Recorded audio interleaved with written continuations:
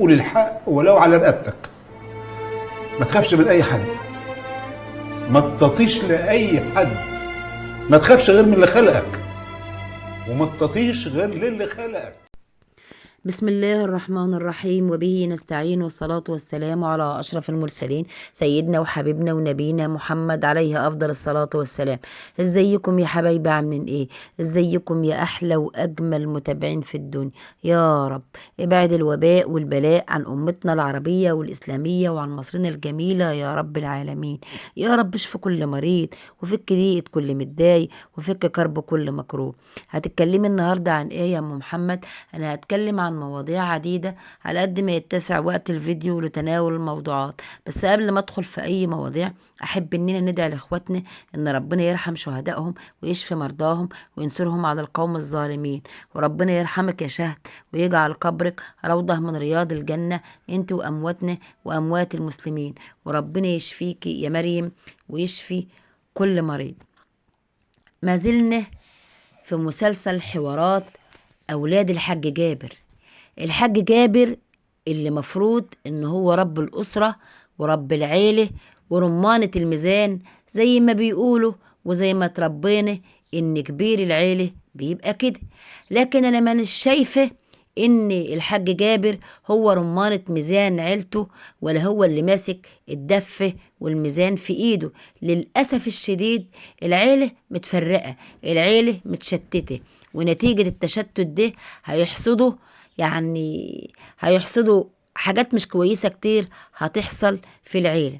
أولا حمدي طالع بيعاند بيكايد في أخوه، وعمال يغني ويرقص مع أولاده في ستوري، وبيعاند في محمد. وامي عامله لنا مكرونه، امي عامله لنا مش عارفه بانيه موحوح وحراق، وامي عملت لنا عيش في الفرن، وانا هعوضك يا ام عن اللي انسرق منك وعن اللي اتاخد منك. وتصرفات كده مع امه، يعني زي ما يكون يقصدوها ويقصدوا يحرقوا دم محمد، رغم ان محمد طلع بالدلائل وبالبراهين والتأكيدات ان الدهب كان مع والدته بعد ما سافروا، وان هو ما خدش منها دهب. بعد ما طلعوا فويس لمحمد ان بيعترف فيه ان الحمل فيك، والمواضيع كبرت ووسعت.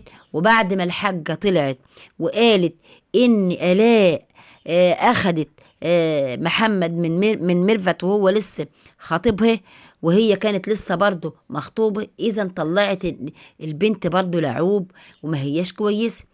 بس للعلم ان آلاء أخدت تعليقات المتابعين اللي كانت بتعلقها على فيديو أم محمود عد الحدود، واتكلمت وردت رد منطقي على كل التعليقات دي. للأسف الشديد يا أم محمود، انت وحمدي خليتوا ولادكم هتبقوا أعداء، والعداء هيبقى كبير وملوش حل. غير الفضايح واللي انتوا بتعملوه في بعض. اولا ده دل على شيء، دل على ان كل اللي انتوا بتعملوه ده وكشف الستر اللي ربنا كشفه عنكم من كتر الظلم اللي عملتوه في غيركم. اولهم ابو زياد واخت الحاج جابر وجوزها اللي كان مريض، وبعتلكم كتير علشان تساعدوهم، وانتوا ولا حياة لمن تنادي. بناتكم بنت محمود وبنت محمد من مراته الأولانية ومراته الأولانية، انتوا المظلومين عندكم كتير، والوقت بتزودوا المظاليم. واحدة كمان ما علينا من محمد، هو ابنكم، انتم أحرار فيه. بس لما تكون آلاء بنت وانت عندك بنت يا حاج، ولما تظلميه حرام وما يرضيش ربنا. طيب احنا دلوقتي في انتظار رد محمد اللي هو هيعمل فيديو على اليوتيوب، وقال ان سقطت كتير من الأقنعة، وهيبان فيه فضايح كتير، وهيبان فيه ستر كان مستور، كان فيه حاجات مستور عنها هتبان، وما هينوبكم الله من الفضايح اكتر واكتر. وانا ما زلت من عدم ثقتي بالناس دول بقول يمكن 15/6 دي هيظهر لنا ان كل اللي بيحصل ده ان كل اللي بيحصل ده في العيلة مجرد مقلب، وهيقولوا احنا عملنا فيكم مقلب. واللي زاد البلاطين ان سمعنا ان حسن رايح تركيا. هل رايح بقى يحضر السبوع هو ومراته ويكيدوا برضه في محمود وفي محمد؟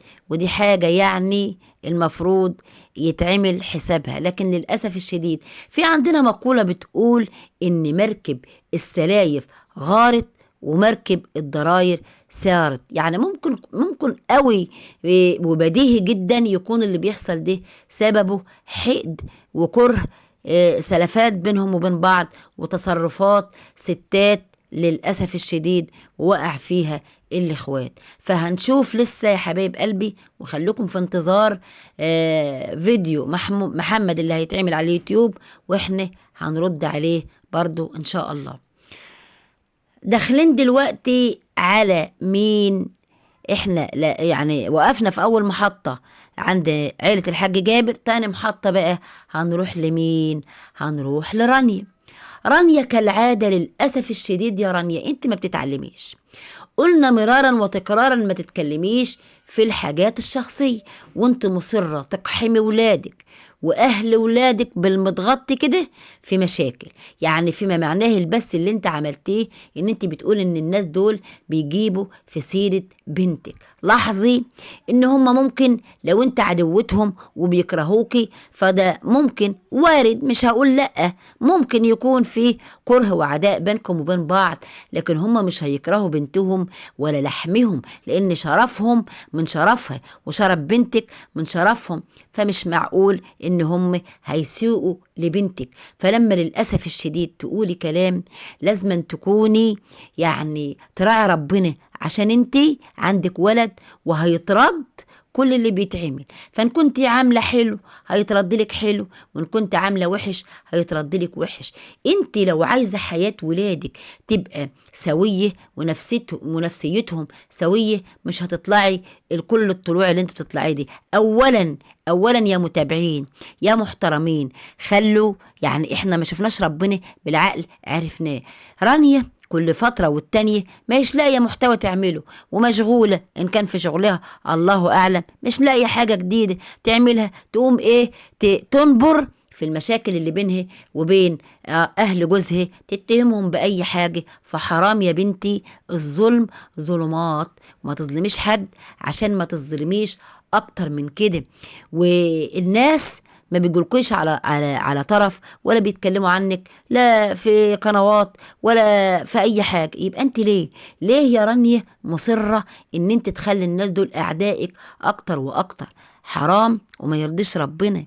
ما تظلميش حد عشان ما حدش يظلمك. خلي الناس دول مش كويسين معاك، بس عمرهم في حياتهم ما هيسيئوا لسمعه بنتهم، لأن سمعة بنتهم من سمعتهم. فلو كان اللي بيكلم أهبل يبقى المستمع لازما يبقى عاقل. وبقول لإخواتنا وبناتنا المتابعين، بلاش تظلموا في الكومنتات وتقولوا على الناس دول كلام مش كويس، لأنكم لا شفتم الواقع ولا حضرتم المشاكل ولا شفتم بيحصل إيه.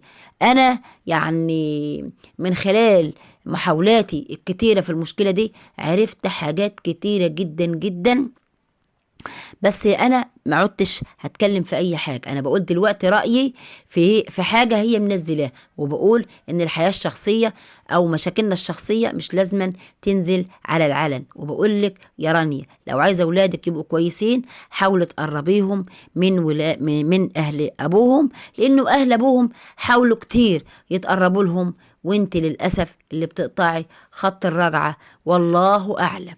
وانا نصحتك وانت حره، وبلاش تستدعي قلب محروق على احفادها. بلاش. انا من رايي والله العظيم، ولا في تواصل ولا بتكلم مع حد، بس رايي بقول بلاش تستدعي ست زي ديت محرومه من ولادها بسبب المشاكل اللي بتحصل.